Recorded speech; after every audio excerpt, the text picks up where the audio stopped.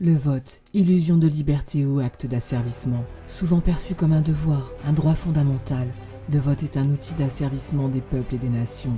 Voter, c'est se déposséder de notre bien le plus sacré, notre essence, notre être, notre esprit et notre matière. Déposséder de nous-mêmes parce que nous déléguons notre propre représentation à autrui.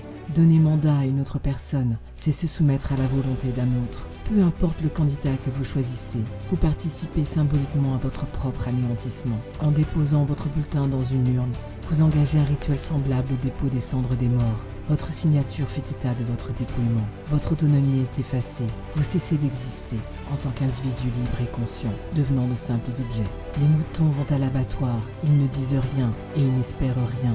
Mais du moins, ils ne votent pas pour le boucher qui les tuera et le bourgeois qui les mangera. Plus bête que les bêtes, plus moutonnier que les moutons, l'électeur nomme son boucher et choisit son bourgeois. Il a fait des révolutions pour conquérir ce droit. Quand les peuples de France se réveilleront-ils? Élus, ils deviennent des dieux, ceux qui façonnent la réalité, dictent les jours et les nuits. En vérité, jouer le jeu du système, offrir sa voix, c'est consentir à l'asservissement. Vous avez scellé votre destin en croyant choisir, mais en réalité, vous avez confirmé votre soumission au compas et à l'équerre.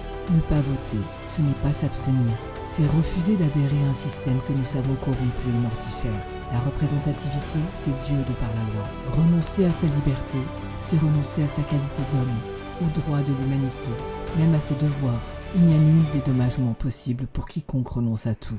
Une telle renonciation est incompatible avec la nature de l'homme. Et c'est ôter toute moralité à ses actions que d'ôter toute liberté à sa volonté. Qui donne légitimité à ce système? C'est nous. En votant, nous consentons à ce système inique et cynique. Tant que nous ne prendrons pas conscience, nous resterons complices de l'injustice et de la misère qui nous entoure. La souveraineté n'étant que l'exercice de la volonté générale, ne peut jamais s'aliéner. Et le peuple, souverain, qui n'est qu'un être collectif, ne peut être représenté que par lui-même. Le pouvoir peut bien se transmettre, mais non la volonté. La volonté ne se représente pas. Selon Rousseau, le peuple souverain ne saurait déléguer à des représentants le pouvoir de faire des lois à sa place. La souveraineté du peuple sera proclamée dès la Constituante en 1789, associée, bien sûr, au principe de représentativité. Soyons représentants de nous-mêmes. Un peuple qui élit des corrompus, des renégats, des imposteurs, des voleurs et des traîtres n'est pas victime, il est complice. Le savoir, c'est le pouvoir, et c'est le principe de représentativité qui fait loi. La législation, c'est Dieu. C'est la définition d'une image qui est possède un rapport d'unité, qui confère à deux choses de même nature les mêmes propriétés.